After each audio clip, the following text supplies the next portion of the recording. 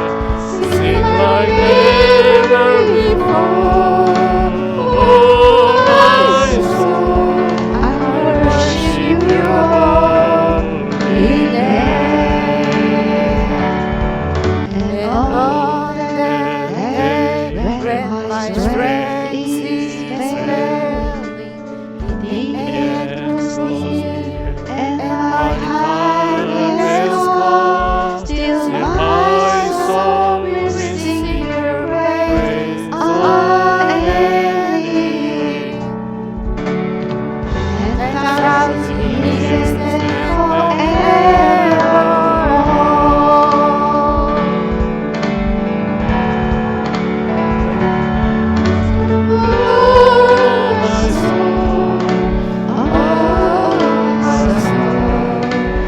worship His holy name.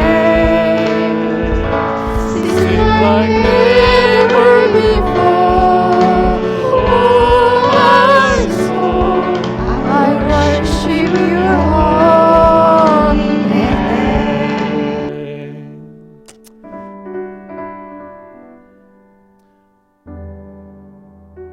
다 같이 교도하겠습니다. Responsive reading 116입니다. 이새의 줄기에서 한 싹이 나며 그 뿌리에서 한 가지가 나서 결실할 것이요. 그의 위에 여호와의 영 곧 지혜와 총명의 영이요 오락과 재능의 영이요 지식과 여호와를 경외하는 영이 강림하시리니. There shall come forth a shoot from the stump of Jesse, and a branch from his roots shall bear fruit. And the Spirit of the Lord shall rest upon him, the Spirit of wisdom and understanding, the Spirit of counsel and might, the Spirit of knowledge and the fear of the Lord. 그가 여호와를 경외함으로 즐거움을 삼을 것이며 그의 눈에 보이는 대로 심판하지 아니하며 그의 귀에 울리는 대로 판단하지 아니하며 공의로 가난한 자를 심판하여 정적으로 세상에 겸손한 자를 판단할 것이며 그의 입에 막대기로 창을 치며 그의 입술의 기운으로 악인을 죽일 것이며. And his delight shall be in the fear of the Lord.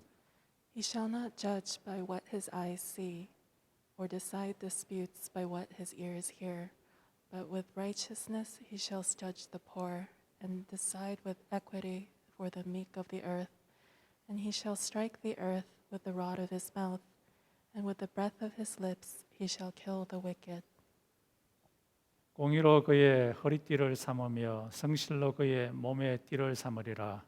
그때 이리가 어린 양과 함께 살며 표범이 어린 염소와 함께 누우며 송아지가 어린 사자와 짐승이 함께 있어 어린 아이에게 끌리며.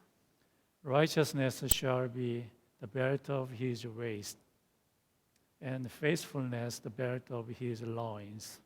The wolf shall dwell with the lamb, and the leopard shall lie down with the young goat, and the calf and the lion and the fattened calf together, and a little child shall lead them.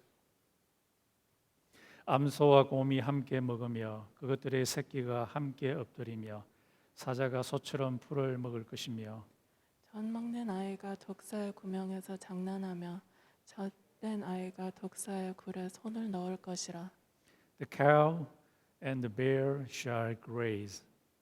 Their young shall lie down together, and the lion shall eat straw like the ox. The nursing child shall play over the hole of the cobra, and the weaned child shall put his hand on the adder's den. 내 거룩한 산 모든 곳에서 해됨도 없고 상함도 없을 것이니. 이는 물이 바다를 덮음같이 여호와를 아는 지식이 세상에 충만할 것임이니라.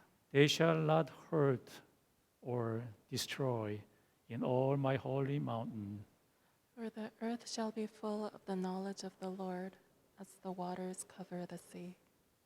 그날에 이새의 뿌리에서 한 싹이 나서 만민의 기치로 쓸 것이요. 열방이 그에게로 돌아오리니 그가 겨한 곳이 영화로우리니. In that day the root of Jesse who shall stand as a signal for the peoples. Of him shall the nations inquire, and his resting place shall be glorious. Amen. 사도신경으로 우리 신앙을 고백하겠습니다. Let's confess our faith with the Apostles' Creed. 전능하사 천지를 만드신 하나님 아버지를 내가 믿사오며 그 외아들 우리 주 예수 그리스도를 믿사오니 이는 성령으로 잉태하사 동정녀 마리아에게 나시고 본디오 빌라도에게 고난을 받으사 십자가에 못 박혀 죽으시고 장사한 지 사흘 만에 죽은 자 가운데서 다시 살아나시며 하늘에 오르사 전능하신 하나님 우편에 앉아 계시다가 저리로서 산자와 죽은 자를 심판하러 오시리라. 성령을 믿사오며 거룩한 공효와 성도가 서로 교통하는 것과 죄를 사하여 주시는 것과 몸이 다시 사는 것과 영원히 사는 것을 믿사옵나이다. 아멘. 이 시간 데니얼 에브렛 나오셔서 기도해 주시겠습니다.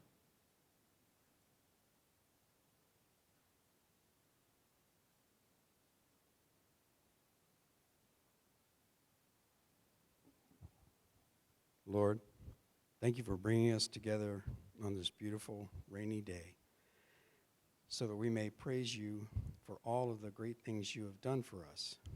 Thank you for bringing peace to our hearts when the stress of our daily lives and the multitude of problems that seem to exist all around us try to overwhelm us.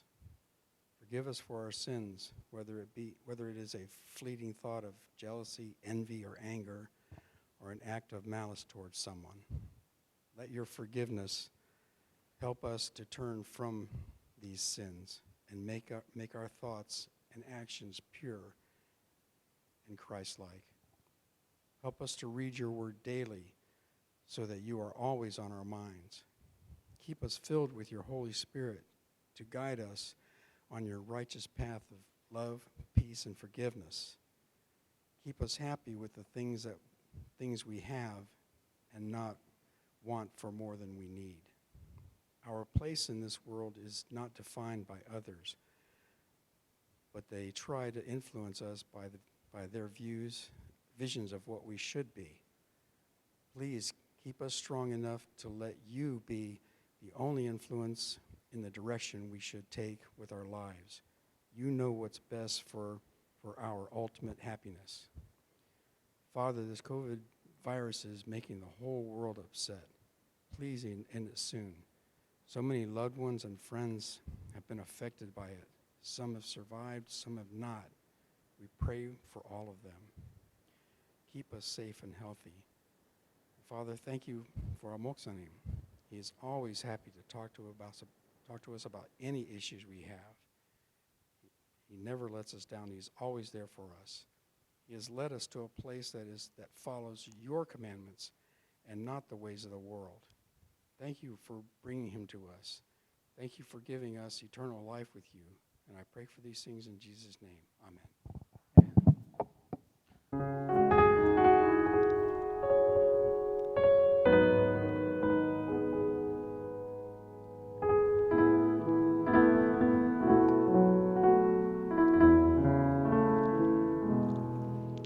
우리 함께 기도해 주 앞에 나와 무릎 꿇으며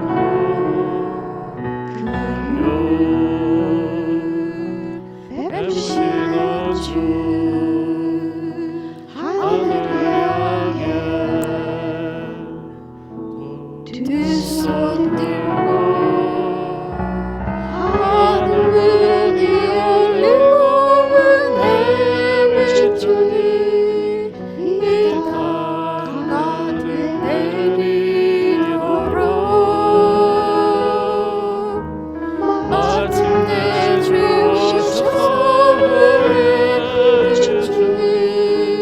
우리 위에 부시도록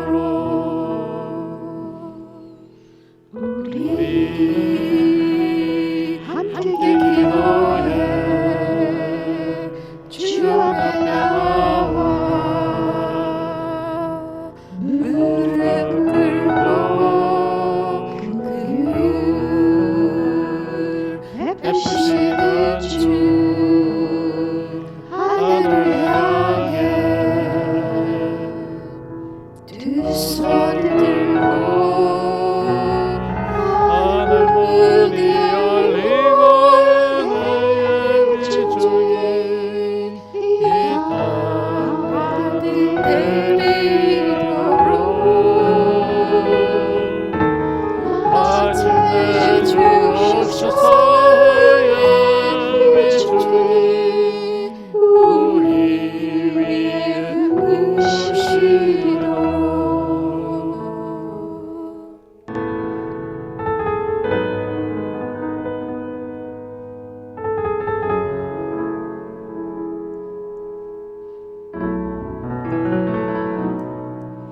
우리 함께 기도해 주 앞에 나와 무릎 꿇고 그 불로 베푸시는 주 하늘을 향해 두 손 들고 하늘이 열리고 은혜의 빛이 이 땅 가득 내리도록 마침내 주옵소서. 빛이 우리 위에 부시도록 하늘이 열리고 은혜의 빛이 이 땅 가득 내리도록 마침내 주옵소서. 빛이 우리 위에 부시도록.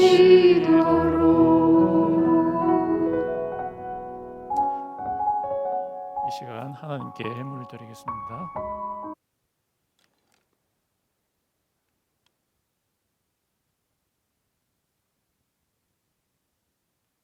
한 번 더 기도드리겠습니다. 하나님 아버지 감사합니다.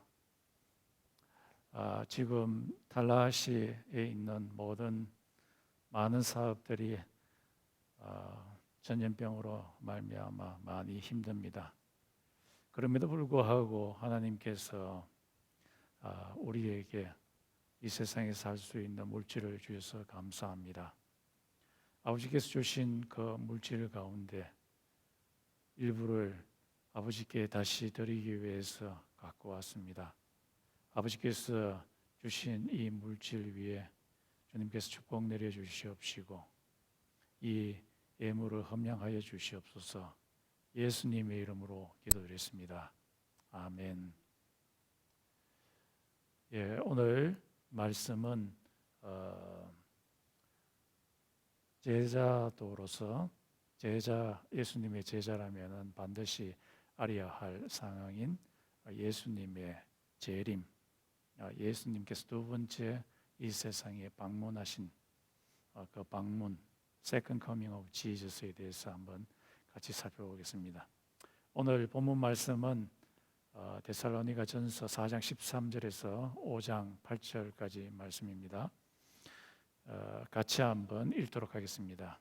시작. 형제들아, 자는 자들에 관하여는 너희가 알지 못함을 우리가 원치 아니하노니 이는 소망 없는 다른 이와 같이 슬퍼하지 않게 하려 함이라. 우리가 예수의 죽었다가 다시 사심을 믿을진대 이와 같이 예수 안에서 자는 자들도 하나님이 저와 함께 데리고 오시리라. 우리가 주의 말씀으로 너희에게 이것을 말하노니 주 강림하실 때까지 우리 살아남은 자도 결단코 앞서지 못하리라.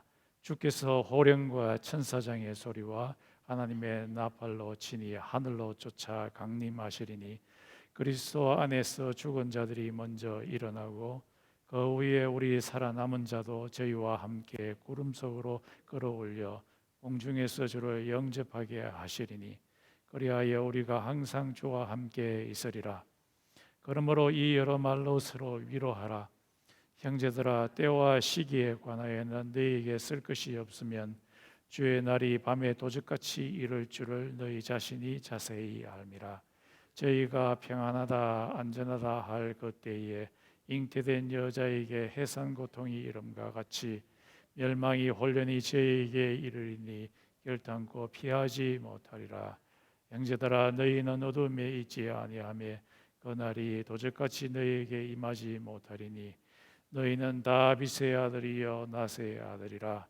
우리가 밤이나 어둠에 속하지 아니하나니 그러므로 우리는 다른 이들과 같이 자지 말고 오직 깨어 근신할지어다. 자는 자는 밤에 자고 취하는 자들은 밤에 취하되 우리는 낮에 속하였으니 근신하여 믿음과 사랑의 흉배를 붙이고 구원의 소망의 투구를 쓰자. 아멘. 오늘 말씀의 주제는 재림, 예수님의 이 세상에 두 번째 오시는 것입니다. 조셉 S. 파락이라고 하는 한국 사람이 케임브리지, 영국에 있는 케임브리지 대학교에서 Afterlife through the inscription concept이라는 제목으로 논문을 써서 신약학으로 PhD를 받은 분이 있습니다. 이분의 논문에 보면은 이 사람이 원래 생각할 때에 이 지중해에 있는 이태리나 또는 그리스 디아스포라 지역에 있는 묘비, 묘 앞에 비석이 있지 않습니까? 그 비석에 글자들을 무슨 내용이 있는지 굉장히 궁금해서 그 내용이 어떤 컨셉을 갖고 있는지 그것을 찾기를 원했습니다. 이것을 하기 전에 이 사람이 갖고 있었던 하이포테시스는 가정은 유대인들의 묘비에 있는 글이니까 대부분의 유대인들은 바리새인의 생각과 같이 사람의 부활이 있을 것이라고 바리새인들이 이렇게 주장했기 때문에 부활이 있을 것이라고 바리새인들이 주장했기 때문에 유대인들은 부활에 대한 소망이 있을 것이라는 그런 가정을 했습니다. 그래서 이제 이런 가정을 갖고서 이 지중해에 있는 묘비들을 전부 다 모아가지고 유대인들의 무덤의 묘비에 있는 글자들을 연구하기 시작했습니다. 그래서 종합하고 분석하고 나서 그 결과가 뭐냐 하니까 이 바리새인들의 생각과 다르게 유대인들이 가졌던 죽음에 대한 그런 개념은 굉장히 절망적인 것이었습니다. 대부분이 죽고 나서는 영원히 모든 것을 다 잃어버리고 더 이상 자기에게 남는 것은 없다라는 그런 생각으로 글들이 가득 차 있었습니다. 그래서 이 논문을 쓰신 조셉의 그 가정은 깨어지게 되었습니다. 그러면서 이제 이분이 그 논문 말미에 유추하기를 그 당시 지중해에 흩어져 있던 유대인들의 죽음에 대한 생각이 이렇게 절망적이었기 때문에 그 당시에 있었던 많은 사람들, 지중해에 있었던 많은 사람들이 죽음에 대한 생각은 아주 절망적이었을 것이다라고 그렇게 유추를 했습니다. 이 사람들의 생각에서는 죽고 나서 죽는 사람이 다시 부활하신다. 예수님이 재림하시게 될 때 죽었던 사람이 다시 부활한다는 그런 생각이 거의 없었음을 알 수가 있습니다. 오늘 본문에 예수님께서 말씀하시기를 잠자는 자들이 다시 살아난다라고 했는데 여기서 잠자는 자들이라는 말은 육체적으로 죽었는 사람들. 그래서 예수님의 품에서 지금 하늘에서 예수님의 품에서 쉬고 있는 그런 자를 의미합니다. 여기서 재림, 예수님께서 다시 오신다고 하는 그 재림이라는 말은 구약에 보면은 Lord's Day, 주의 날이라는 말이 굉장히 많이 나옵니다. 하나님께서 이 세상에 주의 날에 이 세상에 방문해서 그의 뜻을 따르지 않는 자들을 심판하시는 날이 주의 날인데 이 주의 날과 같은 개념으로 예수님의 재림, 예수님께서 second visit, 이 세상에 두 번째 방문하는 그 말이 Lord's Day와 비슷합니다. 그래서 예수님께서 이 세상에 방문하게 되면 하시는 일이 심판의 일을 하시고 또 동시에 구원의 일을 하십니다. 예수님께서 이 세상에 첫 번째로 오신 것은 마리아의 몸에 성육신, 말씀이 육신이 되어서 처음으로 오시고 그리고 십자가에 못 박히시고 다시 하나님 아버지에게로 다시 돌아갔는데 요한복음 14장에 보면은 예수님께서 돌아가실 때에 내가 하늘에서 아버지 집에 방을 너희들이 거할 방을 다 준비해 놓으면은 다시 오실 것이다 라고 이야기하셨는데 두 번째 오심, 그것이 예수님의 재림이라고 할 수 있겠습니다.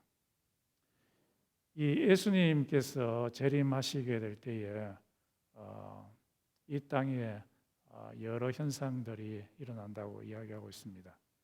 그것이 오늘 본문 말씀에 있는 데살로니가전서 4장과 그리고 마가복음 13장 그리고 누가복음 17장 그리고 고린도전서 15장에 보면은 예수님께서 이 세상에 오실 때에 천사장이 나팔을 불고 예수님이 오신다는 것을 알리고 그리고 이 호령 소리가 있고 그리고 예수님께서 구름을 타고 이 세상에 오시고 그때 많은 예수 믿었던 사람들이 다시 부활하게 되고 그리고 예수를 신실하게 따르지 않은 자들에 대해서는 심판이 있게 된다고 그렇게 이야기를 하고 있습니다. 이 재림을 우리들이 꼭 알아야 할 그 구절들이 있습니다. 누가복음 17장에 보면은 이 바리새인들이 예수님에게 와서 예수님이 다시 오시게 될 때가 언제입니까? 라고 그렇게 묻습니다. 이 물음 속에 어떤 의미가 있는데 갈렌더라고 하는 학자는 이 바리새인이라고 해도 예수님의 세컨드 커밍에 대한 그 개념이 컨셉이 굉장히 희미함을 보여준다고 이야기를 합니다. 그리고 나서 이 바리새인이 예수님에게 재림에 대해서 묻고 나서 예수님께서 그의 제자들에게 그의 재림에 대해서 상세하게 설명해 주는데 그 상세하게 설명해 주는 그 이면에는 예수님이 이 제자들도 이 재림에 대한 지식이 클리어하지 아니하고 아주 희미하다는 것을 의미한다고 이야기를 합니다. 그러면서 오늘 본문 말씀에 있는 데살로니가서 전서 4장에 보면은 바울이 이 재림에 대해서 가르칠 때 주의 말씀에 의하면이라고 말하면서 재림에 대해서 설명을 합니다. 여기서 주가 누구냐 하면은 예수님입니다. 예수님께서 사복음서에서 주의 말씀, 예수님께서 재림에 대해서 이야기하시고 설명하시는데 바울이 예수님의 말씀을 듣고 전통을 통해서 다른 사람들을 통해서 듣고 그 말씀에 의거해서 이 데살로니가 사람들에게 예수님의 재림에 대해서 설명을 해줍니다. 이 과정들을 보면 바리새인이나 또 예수님의 제자나 또는 바울이 데살로니가 교인들에게 이 예수님의 재림에 대해서 가르쳐 준다는 것을 보면은 예수님의 제자들은 이 재림에 대한 예수님의 가르침에 대한 지식을 반드시 갖고 있어야 됨을 이야기해 줍니다. 그런 측면에서 보게 될 때 우리는 예수님의 제자로서 예수님의 제자, 예수님의 재림에 대해서 꼭 알아야 합니다. 그래서 여러분이 집에서 성경을 보시거나 또는 이 설교를 통해서 예수님의 재림에 대한 그런 상황들을 파악하시고 마음에 꼭 새겨 넣어야 될 것입니다. 왜냐하면은 이것이 우리의 운명에 굉장히 중요한 역할을 하기 때문입니다. 이 예수님의 재림에 대한 구약적 배경이 다니엘서 7장에 있습니다. 다니엘서 7장에 보면은 첫 번째 나타나는 장면이 네 개의 아주 무시무시한 짐승들이 나타납니다. 첫 번째 짐승은 뭐와 같습니까?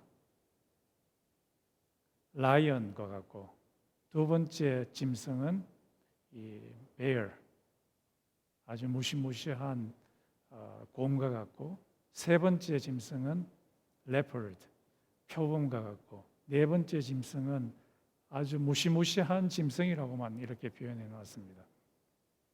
철을 막 갉아먹고 부수는 정도로 굉장히 강력한 이 짐승이라고 했는데, 이 네 짐승이 의미하는 바는 하나님의 나라에 대적하는 제국이라고 할 수 있겠습니다.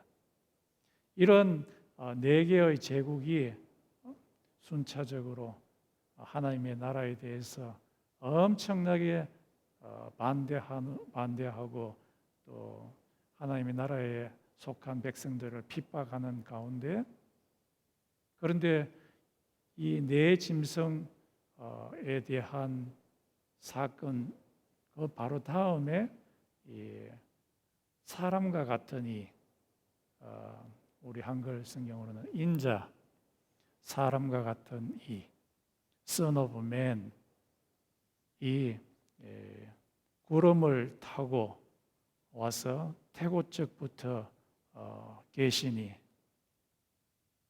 Ancient Day, 이 하나님 아버지를 의미하는데, 이 하나님 아버지의 보좌 우편에 있는 보좌에 앉으셔서 하나님 아버지로부터 이 온 우주를 다스릴 수 있는 그 권세를 받게 됩니다. 이 받게 된 이 그 인자, Son of Man이 이 제국을 짐승을 완전히 박살을 내게 됩니다. 박살을 내고, 그리고 마지막 부분에 보면은 이 제국의 핍박에도 불구하고 끝까지 하나님께 순종했는 그 사람들은 하나님의 영광 가운데서 잔치 가운데서 거하게 되는 하나님의 영광을 누리는 그 장면이 다니엘서 7장에 나타납니다. 그런데 복음서에 와서 보면은 예수님께서 자기 자신이 바로 그 인자라, The Son of Man, 이 다니엘서 7장에 있는 Son of Man이 바로 자기 자신이라고 이야기를 합니다. 이렇게 주장한 사람은 예수님 당시에 아무도 없었습니다. 아주 독특하게 예수님만이 자기 자신이 바로 The Son of Man이다, 그 인자다,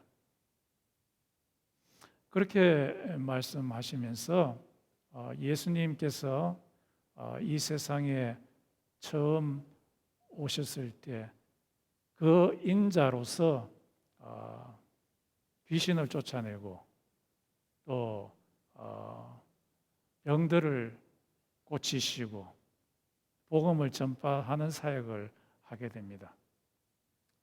이런 사역이 예수님의 말씀에 의하면은 성령에 의해서 귀신들이 쫓겨나는 것이 바로 다니엘서 7장에 있는 그 인자가 제국을 물리치는 그 장면이라고 할 수 있겠습니다. 그 예수님이 인자로서 오셔가지고 사단에 속한 그 나라를 조금씩 무너뜨리기 시작하시고, 그리고 나서 예수님께서 성천하시고 나서 인자로서 다시 이 세상에 와서 조금씩 물리치던 그 사단의 나라를 교회를 통해서 이 세상 나라, 사단에 속한 나라를 조금씩 물리치시다가 세컨드 커밍, 재림하실 때 이 사단에 속한 나라를 온전히 다 박살을 해버리시고 이 땅, 사단이 점령했던 이 땅을 온전한 하나님의 나라로 만드시겠다라고 하는데, 그것이 바로 예수님의 재림 때에 일어난다는 것입니다. 이런 예수님께서 마지막으로 하나님의 나라를 완성시킬 그 재림의 시간이 언제 때냐 했을 때는 아무도 모른다. 예수 자신도 모른다. 오로지 하나님만 아신다라고 예수님께서 말씀하셨습니다. 예수님께서 이 세상에 다시 오시는 그 시간은 마치 도둑처럼 이 세상에 오신다. 도둑이 어떤 집을 털려고 들어갈 때 그 집 주인에게 내가 언제 온다고 이야기는 하지 않지 않습니까? 그것처럼 예수님께서도 이 세상에 오실 때 도둑처럼 아무도 알지 못하는 시간에 오신다고 이야기를 했습니다. 그런데 이 세상에 있는 어떤 사람들은 너무 그 시간이 알고 싶고 자기 자신의 억측으로 그 시간을 정하려고 합니다. 그래서 한국에 제가 서울의 사당동에 그 총신에 있을 때 1992년도인 것 같은데, 그때 예수님이 재림하신다고 막 난리 북새통을 하지 않았습니까? 여러분 기억나시죠? 1992년도. 그 한국 사람의 그런 북새통이 얼마나 심했는지 G.K. 비얼이라고 하는 아주 유명한 신약학자가 자기의 주석서에 적어놨더라고요. 1992년에 한국에서는 예수님이 오신다고 이렇게 북새통을 쳤다고. 또 어떤 사람은 데살로니가 전서 4장 전반부에 나타난 것처럼 예수님께서 아주 늦게 오니까 빈둥빈둥 놀자라고 하는 그런 사람이 있었습니다. 예수님께서 언제 올지 모르니까 우리들이 해야 할 일은 평소에 예수님이 오실 것을 준비를 해야 될 것입니다.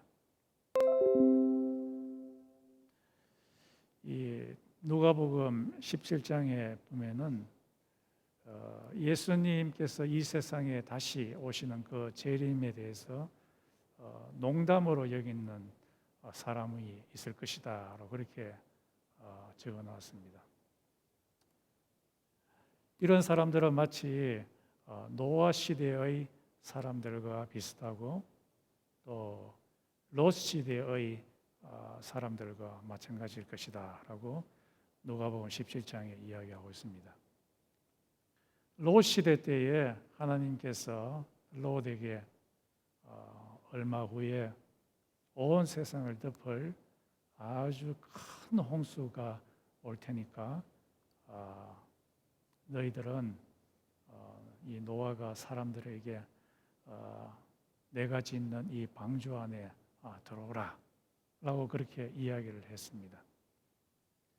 그런데 예수님의 말씀에 의하면은 대부분의 사람들이 아주 콧방귀를 뀌었습니다. 농담으로 여겼습니다. 그래서 무슨 그런 홍수가 온단 말이야 하면서 이 세상 일에만 온통 올인하는 모습을 보여줍니다. 그래서 장가가고 시집가고 또 먹고 마시고 또 집 짓고 그 하는 일에만 온통 매달렸습니다. 이 세상 비즈니스에만 매달렸습니다. 그런데 갑자기 한번 비가 오기 시작하니까 하늘에 있는 구름에 있는 물기가 가득 차 있는 그 문이 활짝 열리고, 그래서 거기에서 하늘에서 있는 궁창에서 비가 엄청 쏟아지고, 또 지하에 있는 그 지하수 입구들이 막 여기저기에서 막 터져 올라가지고 물이 온 세상을 다 덮어버려서 사람들이 노아의 가족 외에는 다 죽게 되었다고 이야기를 합니다. 마치 마지막 시대 때는 예수께서 다시 오신다는 그것을 농담으로 여기는 자들이 롯의 시대와 같다라고 이야기를 합니다. 롯 시대 때에 하나님께서 조금 있으면은 유황불로서 멸망시킨다라고 했는데 사람들이 농담으로 여겼습니다. 그래서 그 당시에 있었던 사람들이 대부분 한 일이 하나님의 오심에 대해서는 전혀 신경을 꺼버리고 이 세상 일에만 매달리게 되었습니다. 그렇게 되자 하나님께서 말씀하시는 대로 갑자기 하늘에서 sulfur, 유황과 불이 내려서 사람들이 다 죽게 되었습니다. 롯의 아내는 하나님의 말씀을 농담으로 여기고 이 세상 것을 이 소돔 성에 있는 자기의 재산을 보지 말라고 했는데 거기에 올인해서 바라보는 순간 소금 기둥이 되었다고 이야기를 합니다. 예수님께서 누가복음 17장에서 이 두 가지 예를 들면서 정말에 예수께서 오실 때에도 많은 사람들이 이 세상에 있는 직업과 비즈니스와 이 세상에서의 먹고 사는 것에만 온통 정신이 빠져가지고 예수께서 오시는 그 말씀을 농담으로 여기는 자들에게는 물로 홍수 가운데서 죽는 심판이 임하고 하늘에서 유황불에 의해서 죽는 심판이 있는 것처럼 예수의 재림을 농담으로 여기는 그 자들에게는 심판이 있을 것이라고 이야기를 하고 있습니다. 또 베드로후서 3장에 보면은 예수의 재림을 조롱거리로 여겼다라고 이야기하고 있습니다. 베드로가 섬기는 교회에 어떤 거짓 선생이 들어와서는 하나님께서 이 세상을 다 천지하신 후에 이 세상을 봐라, 변한 것이라고는 하나도 없다. 봄이 오고 여름이 오고 가을이 오고 겨울이 오고 똑같이 되지 않느냐. 그런데 무슨 예수가 다시 와서 무슨 일이 생길 것이라고, 변화가 있을 것이라고 그렇게 말하느냐. 예수의 재림에 대해서 조롱을 했습니다. 그때 베드로가 이 상황을 보니까 그냥 두어서는 교회가 엉망이 될 것 같거든요. 그래서 그렇지 않음을 증명을 합니다. 노아 시대 때 하나님께서 천지를 다 창조하신 후에 하나님께서 말씀하시지 않았느냐? 노아 시대 때 사람들에게 내가 다시 방문하면은 온 세상에 있는 사람들을 다 물러서 썰어버리겠다고 하지 않았느냐? 그런데 실제로 하나님께서 물을 보내셔서 이 세상에 변화를 주지 않았느냐? 이와 마찬가지로 하나님께서, 예수님께서 이 세상에 다시 오시게 될 때 이 세상 사람들을 불러서 심판하시게 될 그 변화가 있을 것이다 라고 그렇게 말씀을 하셨습니다. 그래서 예수님께서 다시 오시게 될 때 예수님의 재림에 대해서 조롱했는 모든 사람들 다 드러내놓고 네가 했는 그 말이 옳은지 안 옳은지 내가 심판할 거다라고 그렇게 말씀하십니다. 오늘 베드로전서 이 데살로니가전서 4장에서는 데살로니가 사람들이 자기들의 친척 예수를 믿었다가 죽었는 친척 아비, 어미 또는 동생, 언니, 형, 이 사람들이 예수님이 오실 때, 다시 오실 때 그때 없기 때문에 예수님께서 주실 그 축복, 그 즐거움을 누리지 못하게 되지 않겠나 하는 그런 걱정을 이 사람들이 갖고 있었어요. 그거에 대해서 이 데살로니가 사람들이 바울에게 질문을 했습니다. 이 데살로니가 사람들은 굉장히 신앙적으로 어린 사람이었습니다. 왜냐하면 사도행전에 의하면 바울이 그 지역에 들어가서 예수를 믿게 한 그 사람들이 한 3개월 정도 지났는 3개월짜리 아기 크리스찬들이었기 때문입니다. 이 사람에 대해서 이 사람들에게 그 질문에 대해서 바울이 이야기를 합니다. 걱정하지 마라. 예수께서 재림하시게 될 때에 죽었던 그 자들이 다시 부활하게 된다. 죽었던 예수 그리스도를 믿었다가 죽었는 사람들이 예수님의 품에 가서 즐거움을 누리고 있지만은 예수께서 오시게 될 때 그 사람들이 몸이 다시 결합하게 되어서 부활하게 되어서 더 큰 즐거움을 누리게 되니까 걱정하지 마라. 예수 믿었다가 죽었는 그 사람들이 예수님께서 주실 그 즐거움을 누리지 못할 것이니까 걱정하지 마라. 누리게 된다라고 그렇게 말씀하시면서 예수님께서 오시게 되면은 죽었다가 예수를 믿다가 죽었는 사람이 다시 살아나게 되고 또 그 당시 예수님께 올 그 당시에 살아있는 사람들 이 두 사람이 예수님께서 오실 때 만나러 하늘 공중에 구름 있는 쪽으로 영접하러 가게 된다라고 그렇게 이야기를 합니다. 그래서 예수님께서 오신다라는 그 말이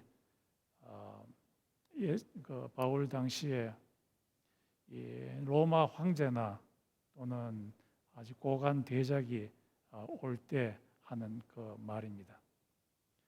그리고 영접한다라는 그 말은 이 고관 대작이나 로마의 황제가 데살로니가 같은 그런 지역에 오게 될 때 그 데살로니가에 있는 사람이 영접하러 마을 어귀까지 가는 것을 의미합니다. 이와 마찬가지로 온 우주의 황제이신 예수님께서 이 땅을 방문하게 될 때에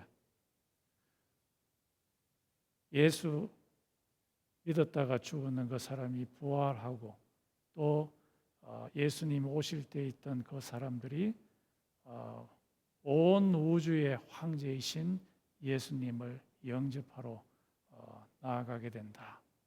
그리고 나서 바울이 아주 중요한 말을 합니다. 그리고 나서 이들이 예수님과 영원히 함께 있을 것이다. 함께 있을 것이다 라는 그 말을 합니다. 그래서 예수님께서 이 세상에 다시 재림하시는 그 목적이 뭐냐? 예수 믿는 사람과 영원히 함께 하기 위함입니다. 함께 하게 될 때에 그 사람들에게 엄청난 베네핏이 있습니다. 그것이 요한계시록 20장, 21장에 보면은 하나님과 예수님이 그의 백성들과 함께 있으니 그곳에는 사망이 없고 죽는 일이 없고 아주 자기 사랑하는 사람이 죽어서 너무 슬퍼서 하는 곡하는 것도 없고 그리고 이 사람들에게는 페인이 없을 것이다. 몸에 고통이 없을 것이다. 병들어서 아파하는 그 고통이 없을 것이다. 이거는 엄청나게 우리한테 위로를 주는 그 말입니다. 아파 본 사람이 얼마나 아픈지 압니다. 이 몸에 고통이 없게 될 것이다. 이 말을 하게 되었을 때 이 데살로니가에 있는 사람들이 큰 위로를 받게 되었습니다. 예수님께서 이 세상에 다시 오시는 것은 우리와 함께 있어서 우리의 고통을 영원토록 없애주기 위함입니다. 어떤 전도사님이 1971년도에 청계천에 판자촌에 전도하러 들어갔습니다. 전도하러 들어가면서 전도지를 사람들에게 나눠주는데 어느 집에 들어가니까 이 방문이 열려 있고 그 안에 한 아이가 누워 있었습니다. 한 12살 정도 되는 아이였는데 그 아이의 몸이 바늘처럼 아주 가늘게 배싹 말라가지고 누워 있었습니다. 이 아이의 배꼽 밑에 한 2cm 밑에에서 고름이 나옵니다.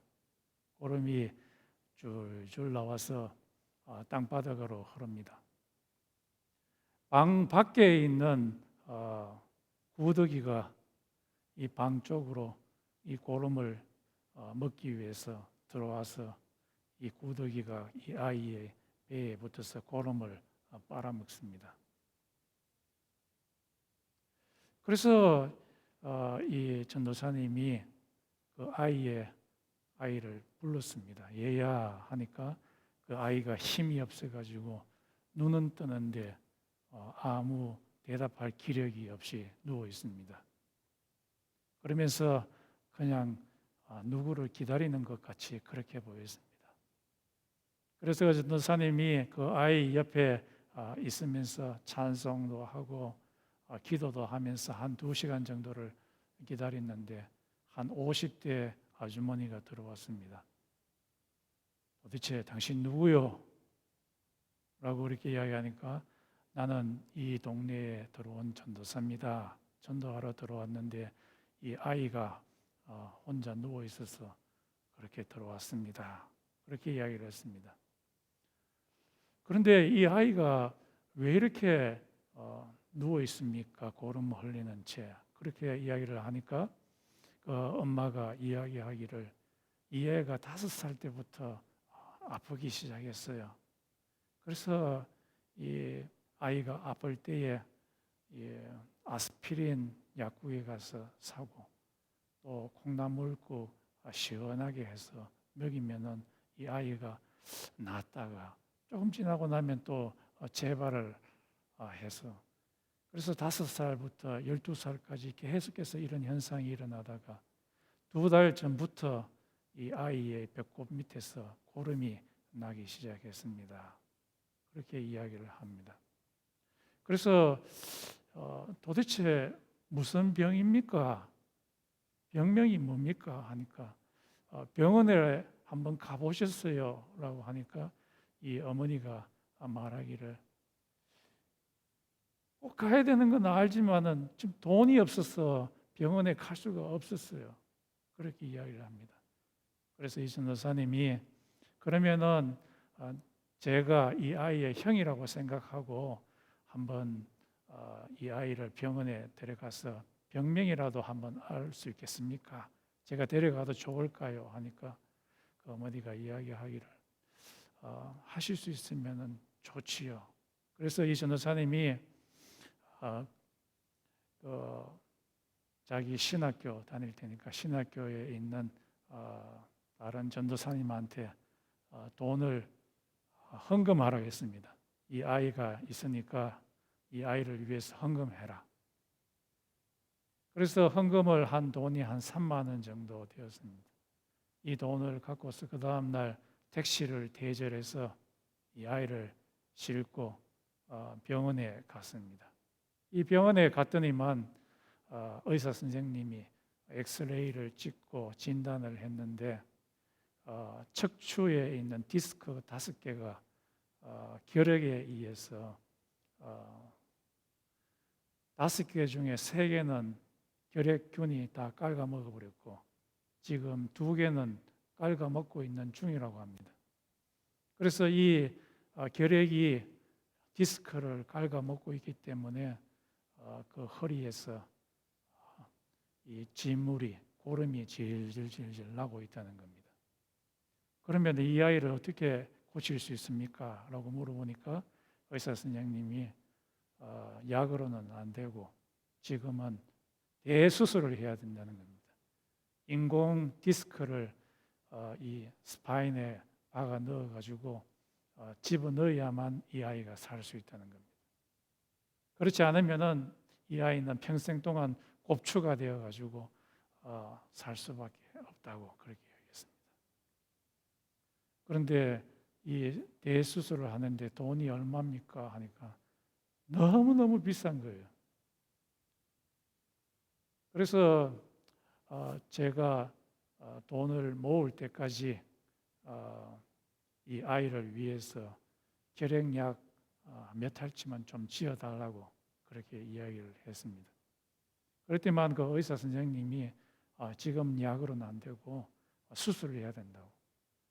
그러니까 전도사님이 그거 할 줄 몰라서 지금 안 하는 게 아닙니다. 돈이 없어서 그러니까 결핵약 2달치만 꼭 지어달라고 그동안에 제가 돈을 모아보겠습니다. 그래서 사정을 했더니만 그 의사 선생님이 2달치 결핵약을 지어줬어요. 그리고 이 약을 갖고 와서 이 아이한테 이야기를 합니다. 너 이 약 먹을 동안에 기도해야 된다. 너 어떻게 기도하는지 아느냐? 하니까 이 아이가 기도할 줄 몰라요. 그래서 내가 어떻게 기도하는지 가르쳐 줄게. 하나님, 아빠, 나는 이 병에서 나아서 동네에 있는 나의 친구들하고 같이 재미있게 뛰어놀기를 원합니다. 내 병을 고쳐주세요 라고 그렇게 기도하라고 가르치셨습니다. 그리고 나서 이 전도사님이 그의 엄마한테도 기도하는 법을 가르치셨습니다. 약을 먹고 이 아이가 있는데 어느 날 엄마가 기도를 하는데 큰 상을 준비하고 그 상 위에 그릇 준비하고 그 위에 물을 붓고는 비나이다 비나이다 내 아이가 살게 해주소서 그렇게 기도하는 거 보고 기도는 그렇게 하는 게 아니라고 마치 친정 아빠한테 이야기하듯이 그렇게 기도하는 거라고. 그래서 친정 아빠한테 어떻게 부탁합니까? 아버지, 내 아들이 지금 척추가 결핵에 의해서 죽게 되었으니까 내 아이를 좀 고쳐달라고 그렇게 아버지한테 기도하듯이 그렇게 기도하라고. 그래서 이 아이도 약을 먹으면서 기도하고 그리고 나서 또 이 엄마도 이 아이를 위해서 약을 먹이면서 기도를 하는데 2달이 지난 후에 이 아이가 일어서는 거예요. 그리고 나서 얼마 지나지 않아서 이 아이가 한 발자국 한 발자국 걷기 시작합니다. 그런데 그 얼마 더 지난 후에 이 전도사님이 그 아이를 방문해서 보니까 이 아이가 동네 아이하고 손을 못 잡고 지금 씨름을 하고 있는 거예요. 그래서 이 전도사님이 깜짝 놀랐어요. 야야, 내하고 같이 그 시립병원에 갔을 때 의사 선생님이 보여줬지, 엑스레이 사진 다 보여줬지, 디스크 5개 지금 다 가가지고 그런 상태 봤지. 큰일 난다. 하지 마라. 그렇게 이야기했는데 괜찮아요. 라고 그 아이가 이야기를 했습니다. 그래서 이 엄마하고 이 전도사님하고 이 아이가 그 다음 날 처음에 갔던 그 서울 시립병원, 아동 시립병원에 가서 다시 한번 엑스레이를 찍어봤습니다. 엑스레이를 찍었더니만 그 의사 선생이 야는 완치됐습니다. 그거 거짓말 아니에요? 하니까 아니에요. 기계가 어떻게 거짓말합니까? 5개가 다 멀쩡하게 디스크가 생겼다는 겁니다. 우리가 생각할 때는 과학적인 이 시대에 무슨 그런 일이 있을 것인가 하지만은 하나님께서 고쳐주셨던 것입니다. 구약에는 하나님은 힐링 가시다, 고쳐주시는 하나님이시다. 하나님이 함께 있었기 때문에 이 아이가 나았던 것입니다. 예수님께서 이 세상에 다시 오시는 그 목적은 예수님이 하나님으로서 우리와 함께 있어서 우리의 몸에 있는 고통을 없애주시고 우리의 눈에 곡하는 것이나 눈물을 없애주시기 위해서 예수님께서 재림하시는 것입니다. 예수님의 재림이 없으면 우리는 이 세상에서 곡할 수밖에 없고 죽을 수밖에 없고 고통을 느낄 수밖에 없지만은 예수께서 이 세상에 함께 영원히 우리와 함께 하는 것은 우리에게 있어서는 위로가 되지 않을 수가 없습니다. 이 예수 그리스도의 재림을 갈망하십시오. 소망하십시오. 그때에 우리에게 진정한 구원이 있습니다. 여러분, 이 시간 한번 기도합시다. 우리의 본성이 어떤 본성입니까? 우리의 머리로 생각할 때에 이 세상에 있는 모든 것들은 아무 변화 없이 그대로 흘러가는 것이다. 예수께서 다시 오시는 것은 없는 일이다 라고 우리의 본성과 우리의 머리는 말합니다.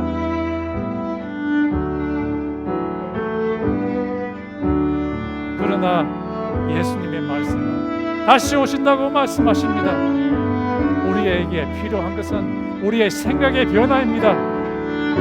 도저히 오지 않으실 것 같은 예수님의 재림이 반드시 오신다는 그 생각으로 변화될 필요가 있습니다. 우리의 힘과 우리의 능력과 우리의 생각으로서는 변화시킬 수 없습니다. 하나님께서 성령으로 오셔서 우리의 생각을 변화시켜 놓으실 때에 예수님께서 재림하셔서 우리와 함께 하신다는 그 확신을 가질 수 있습니다. 이 시간 같이 기도합시다. 성령께서 우리의 생각과 우리의 마음을 변화시켜 해달라고 다 같이 기도드리겠습니다.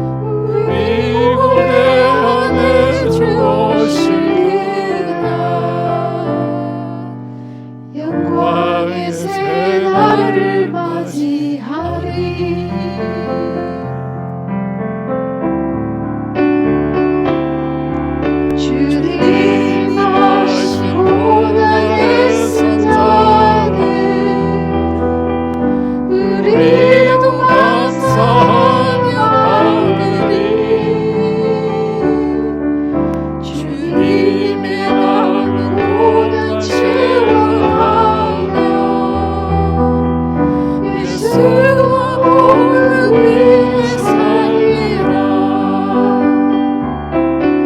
선한 능력으로 일어서리.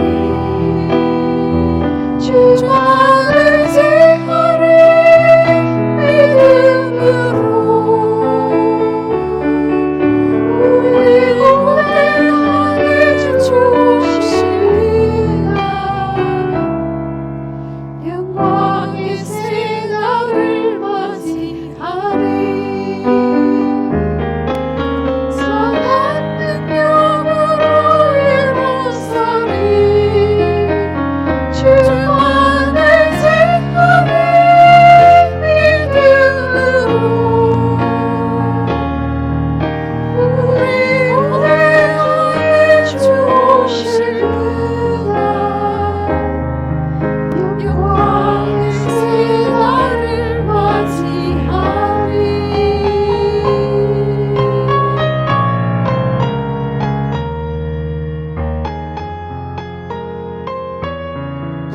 드리겠습니다. 지금은 우리 주 예수 그리스도의 은혜와 하나님 아버지의 극진하신 사랑과 성령의 교통하심이 예수의 재림을 고대하고 소망하는 달라시 코너스톤 모든 성도들에게 있을지어다.